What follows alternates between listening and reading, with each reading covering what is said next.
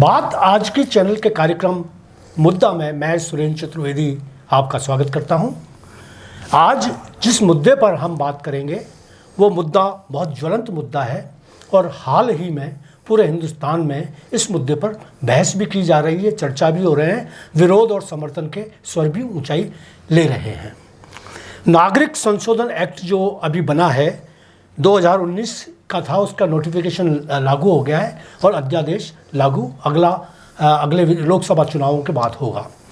तो इस पर से जुड़े हुए सवालों का जब हम उत्तर तलाश रहे थे तो हमारे पास जो इसका एक प्रॉपर आदमी जो इसका जवाब दे सके, जो इस बारे में पूरी जानकारियां रखता हो, जो ऑथेंटिक हो, प्रामाणिक हो, ऐसे व्यक्ति की मुझे तलाश थी। और मुझे सबसे पहले जो नाम याद आया वो हनुमान सिंह जी राठौड़ का था। हनुमान सिंह जी राठौड़ किसी भी परिचय के मुहताज नहीं है। आज पूरे हिंदुस्तान के अंदर वो अपने वक्तव्यों, बयानों और ज्वलंत समस्याओं पर विचार करने के लिए मुखर वक्ता के रूप में जाने जाते हैं। उनकी पहचान न केवल भारतीय जनता पार्टी में है बल्कि हर दल के लोग उनको सुनना चाहते हैं। चाहे वो कांग्रेस हो वो भी उनको सुनना चाहती है, युवा हो वो भी सुनना चाहता है, बुजुर्ग हो वो भी सुनना चाहता है, हिंदू हो वो भी सुनना चाहता है, मुसलमान भी सुनना चाहता है। ऐसे व्यक्ति को जिसकी सर्वमान्य मान्यता हो, ऐसे व्यक्ति को हमने बुलाया है और हनुमान सिंह जी राठौड़ का मैं यहाँ स्वागत करता हूँ। आप आए स्टूडियो में, इसके लिए बहुत बहुत आभार आपका।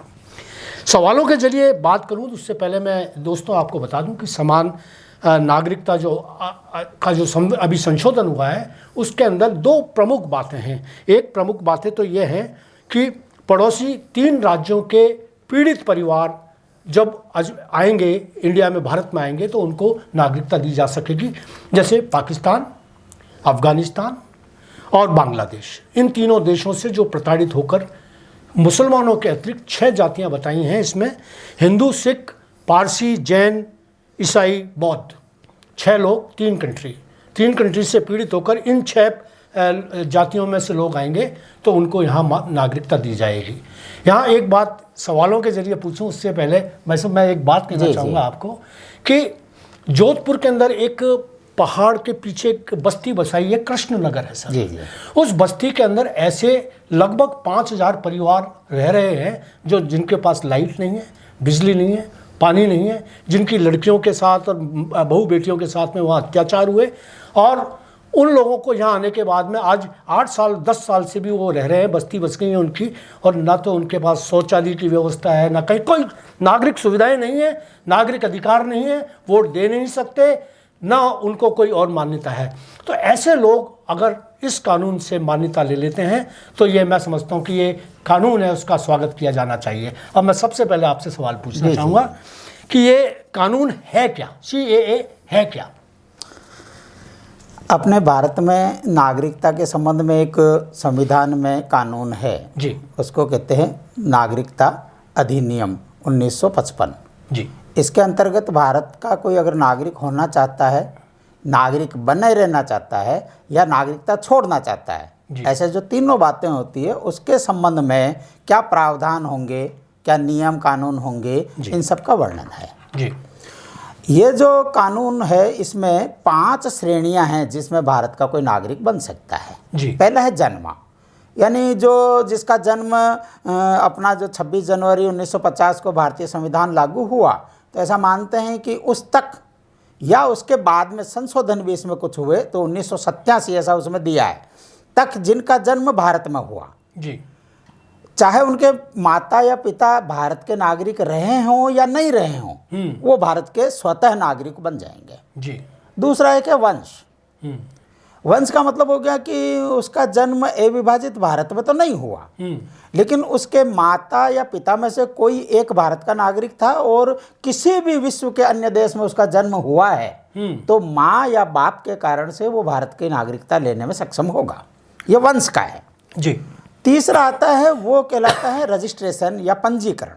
कोई भारत का नागरिक बनना चाहता है तो वो यहाँ पंजीकरण करवाता है, यहाँ की सरकार उस पर विचार करती है और उसको यहाँ की नागरिकता दे सकती है, या कोई भी व्यक्ति हो सकता है जी।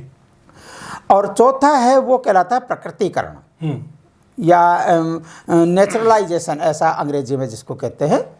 ये जो संशोधन है ये इसमें है प्रकृतिकरण में। अच्छा। इस प्रकृतिकरण का अर्थ यह है कि कोई व्यक्ति भारत की नागरिकता लेना चाहता है तो उसके माता या पिता कोई एक, या तो यहाँ का भारत का अविभाजित भारत का नागरिक होना चाहिए, या उसने किसी पुरुष या स्त्री ने भारत के किसी पुरुष या स्त्री से विवाह किया अविभाजित भारत के, तो भी वो नागरिकता ले सकता है।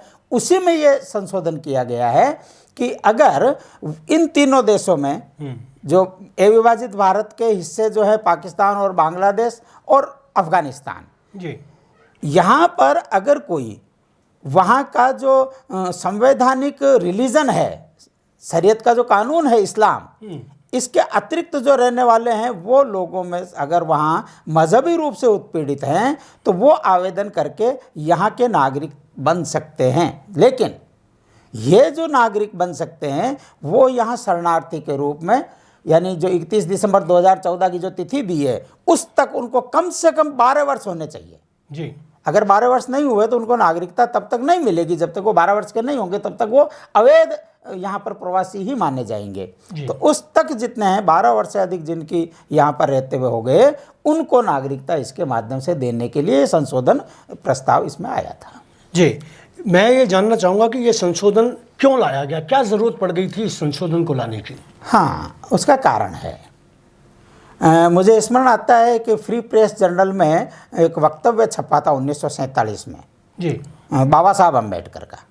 बाबा साहब अम्बेडकर ने कहा था कि जो भी दलित बंधु पाकिस्तान में छूट गए हैं, और उस समय क्योंकि हैदराबाद का निज़ामशाही भी भारत में मिला नहीं था, तो दोनों का उल्लेख किया है, या वो हैदराबाद में हैं तो वो किसी भी मार्ग से या किसी भी साधन से भारत में आ जाएं। अगर उनको वहाँ पर मुसलमान बना दिया गया है, मतांतरित कर दिए गए हैं, तो उनको हम अपने मूल धर्म में यहाँ पर पुनः स्वीकार करेंगे, वो यहाँ पर आ जाए जी। एक दूसरी बात उन्होंने कही कि क्योंकि हिंदुओं में छुआछूत के कारण से कुछ जातियों के प्रति दलित बंधुओं के अंदर द्वेष भाव है, उनको लगता है इन्होंने पीड़ित किया है, इसके कारण से मुसलमान हमारे हितैषी हैं ऐसा मानने की प्रवृत्ति होती है जी। तो ये गलत है, और वो मुसलमान उनके हितैषी नहीं हो सकते, वो भारत आ जाए। ऐसा ही 1947 का गांधी जी का भी एक वक्तव्य है। गांधी जी ने कहा कि जो भी हिंदू और सिख जो पाकिस्तान में छूट गए हैं, यदि वो भारत आना चाहते हैं तो भारत सरकार का ये दायित्व होगा कि उनको रोजगार भी दे और उनकी उचित व्यवस्था करे जी, वो आ जाएं यहाँ पर। ये आह्वान पुराना है।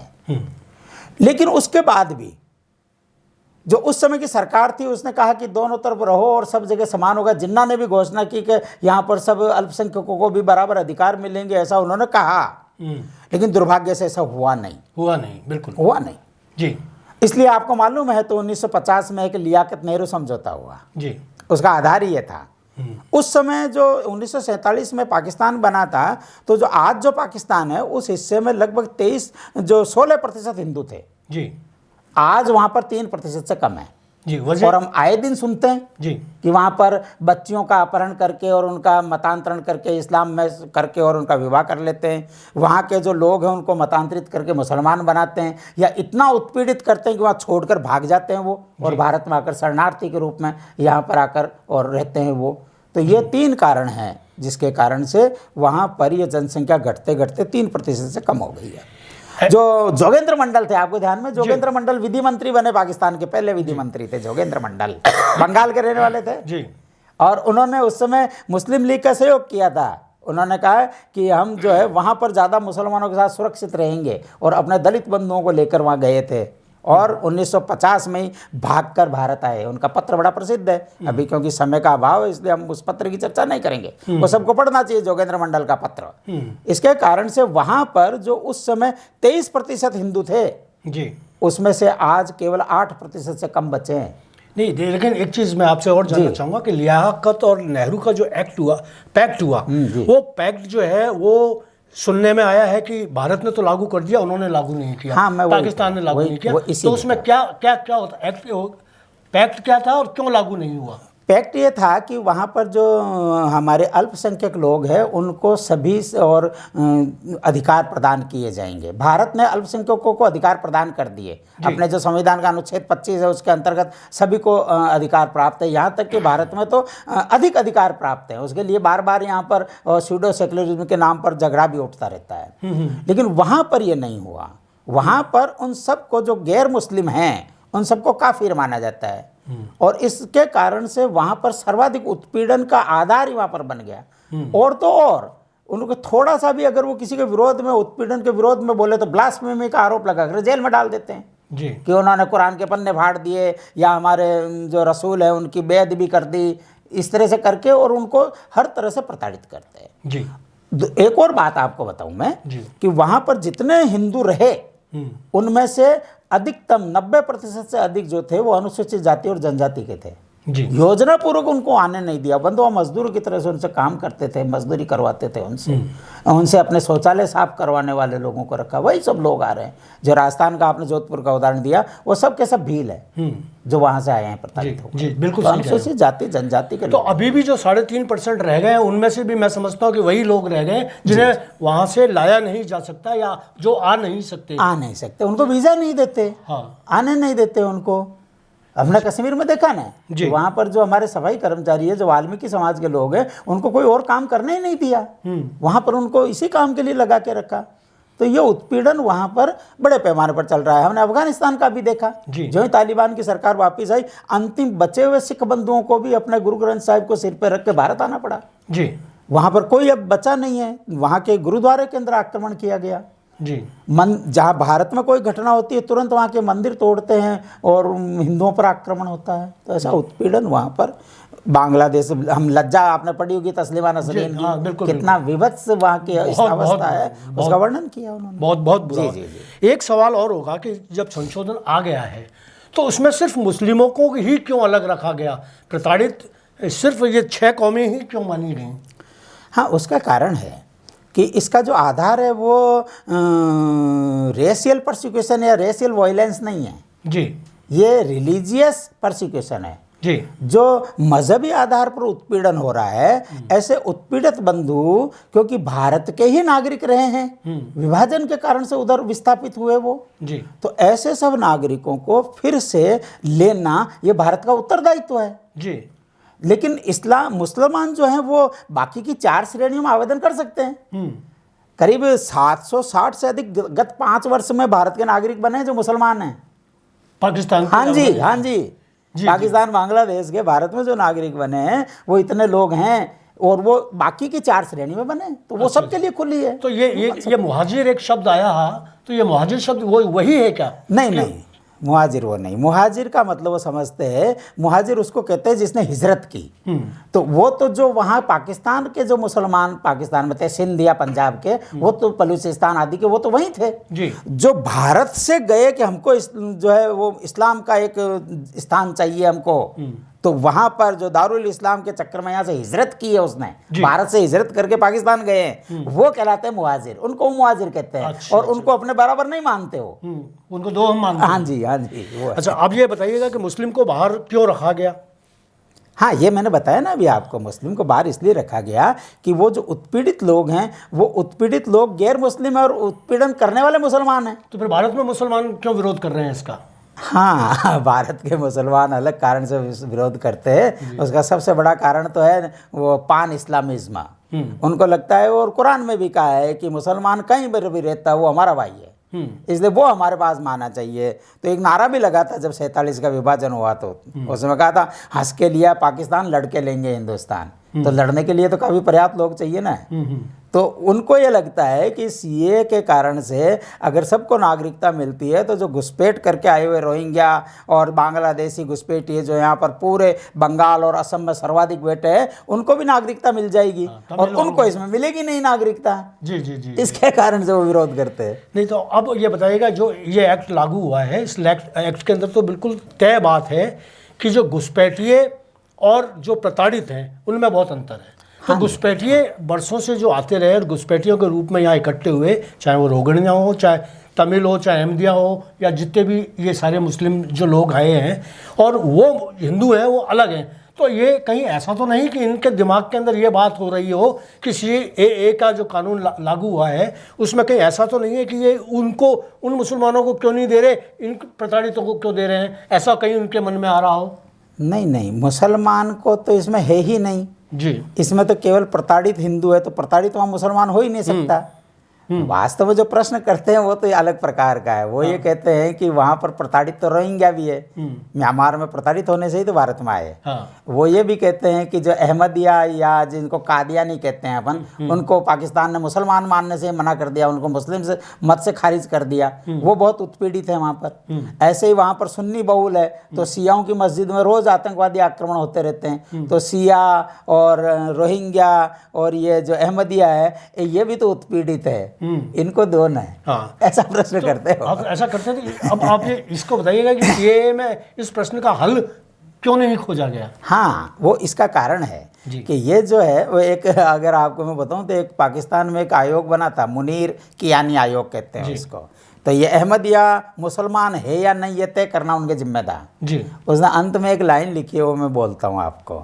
उसने कहा कि हमने जो सब फिरके हैं उन सब लोगों से एक बेसिक डेफिनेशन क्या है मुसलमान की ये पूछी, तो सबकी डेफिनेशन के अनुसार उनके फिरके के अलावा बाकी सब काफिर है।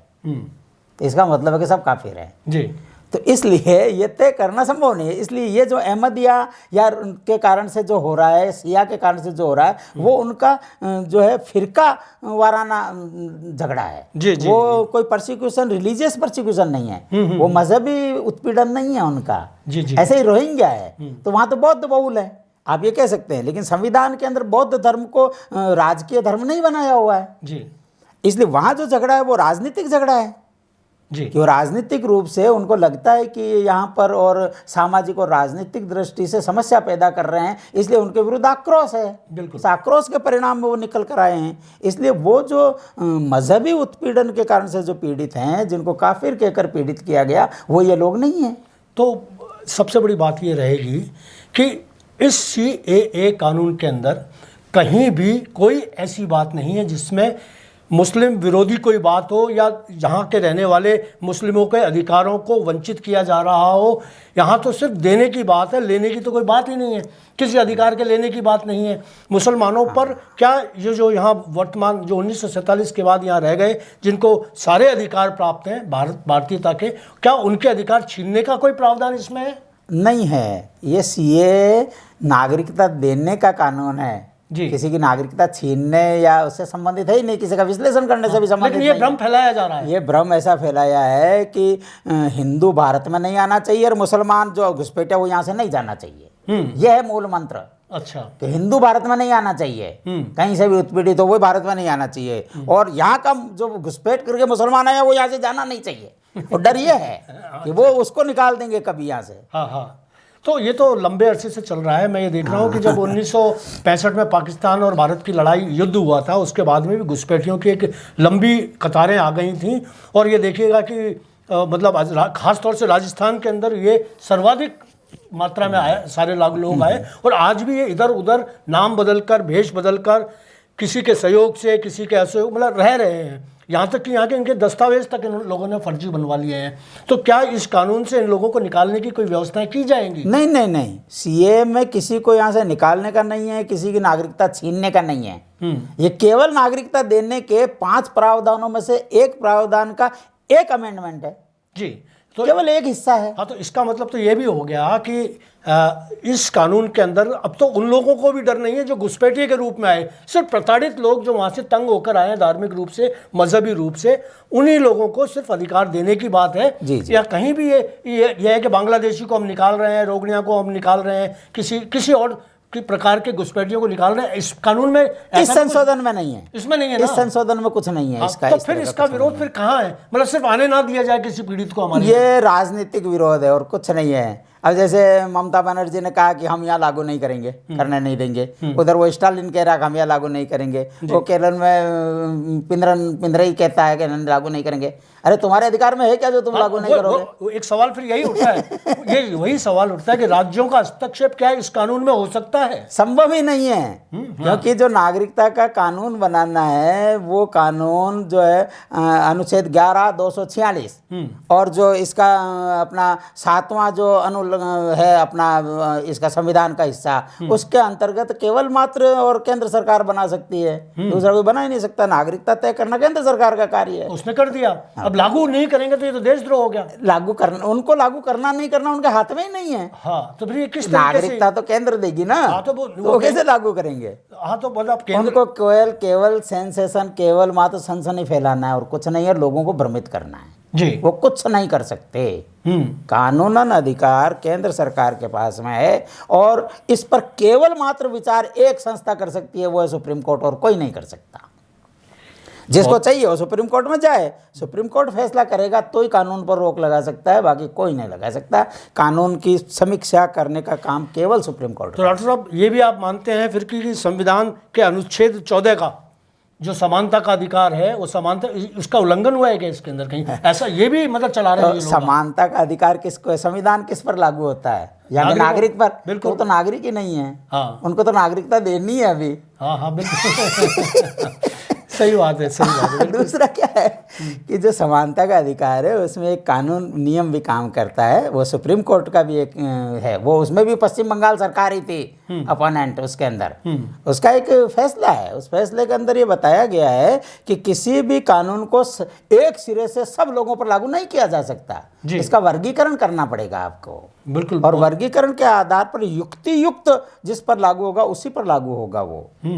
अब इसमें वर्गीकरण है। वर्गीकरण ये है, पहला कि वो इन 3 देशों के नागरिक होंगे, दूसरा उसके ऊपर जो है वो रिलीजियस परसिक्यूशन यानी वो मजहबी रूप से उत्पीड़ित होंगे, और तीसरा ये है कि वो किसी समय भारत के अविभाजित थे और जब विभाजन हुआ तो उन्होंने कोई चॉइस नहीं थी उनके पास में, उनको जबरदस्ती वहाँ पर रोका गया, तो उनके लिए हमारे ऊपर है जी। और युक्ति युक्त ये है कि ये जो कानून है ये इन पर समान रूप से लागू हो रहा है। ये एक श्रेणी बन गई, वर्ग बन गया ना, ये वर्गीकरण हो गया उनका कि जो मजहबी उत्पीड़ित हैं ये एक वर्ग बन गया, इस वर्ग पर ये कानून लागू होगा। तो ये तो सुप्रीम कोर्ट के जो आदेश और पूर्व जो फैसले है उसकी अनुपालना में है। चलिए, ये तो मानवीय दृष्टिकोण भी है। हाँ जी, है ना। सबसे बड़ी बात है कि अगर आप इसको मानवीय दृष्टिकोण मानते हो तो ये तो बहुत सहज बात है कि मेरे परिवार से अगर कोई मेरी बच्ची चली गई है कहीं या रह गई है और वो प्रताड़ित है, वो मेरे घर आना चाहती है, तो मैं उसको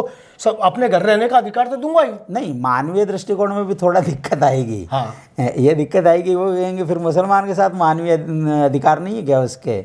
ये केवल मानवीय नहीं है, ये जो मजहबी उत्पीड़न है उसकी श्रेणी है जी। मानवीयता में भी एक हिस्सा है, ये वर्गीकरण किया है। बिल्कुल बिल्कुल। इसलिए ये जो अनुच्छेद 14 है, जो समानता का कानून के समक्ष सब समान होंगे, वो दोनों ही दृष्टि से लागू नहीं होता। पहले तो नागरिक बनेंगे तब लागू होगा ना उनके ऊपर। तो यहाँ जो भारत में नागरिक है वो चाहे मुसलमान है, उसके साथ क्या यहाँ पर भेदभाव होता है कानून के समक्ष? बिल्कुल बिल्कुल नहीं होता। हाँ, नहीं होता, तो नागरिक पर नहीं होगा। एक लास्ट अंतिम सवाल मैं पूछना चाहूँगा। 2019 के अंदर ये एक्ट को पारित किया गया था, उसके बाद में ये आज तक लागू नहीं हुआ और अचानक जैसे ही इलेक्शन पास आए तो ये लागू हो गया। तो इसका कहीं राजनीतिक कोई इसके पीछे मंशा तो नहीं है? अब ये तो जो गृह मंत्री अमित शाह वही उत्तर दे सकते हैं, ये सब मैं उसके लिए नहीं हूँ कि ये राजनीतिक है या क्या है। कुल मिला के उन्होंने पूर्व में घोषणा की थी कि हम इसको लागू करेंगे उपयुक्त समय पर। अब सरकार कैसा उपयुक्त समय समझती है और उसके लिए क्या लगता है वो वही उत्तर दे सकते हैं। तो मित्रों, आपने देखा कि इस गंभीर मुद्दे पर हनुमान सिंह जी राठौड़ ने बेहद शानदार तरीके से तर्क संगत, युक्ति सम्मत जो विचार व्यक्त किए, उनसे आप सहमत होंगे। इसमें ऐसा कोई डरने की बात नहीं है, ना यहाँ के रहने वाले मुस्लिमों को किसी तरीके का कोई खतरा है, बल्कि मुस्लिमों को स्वागत करना चाहिए कि हमारे जो देश के लोग, देश के जो हिस्से में रहने वाले, दूसरे हिस्सों में रहने वाले लोग जो भारतीय हैं, वो अगर कहीं कष्ट पा रहे हैं और वो यहाँ आते हैं तो उनको नागरिक अधिकार मिलने चाहिए। यहाँ के किसी मुस्लिम को यहाँ इस कानून के अंतर्गत न तो छेड़ा गया, न छेड़ा जा रहा है, न उनके किसी अधिकारों से वंचित किया जा रहा है, बल्कि यह है कि जो घुसपैठिए आ चुके हैं उनके खिलाफ भी ये अभी कानून, ये वाला कानून नहीं है। जैसा आपने हनुमान सिंह जी राठौड़ साहब ने सुना, आप आए, आपने बहुत सारगर्भित बात की, आपका बहुत बहुत स्वागत, आभार, धन्यवाद।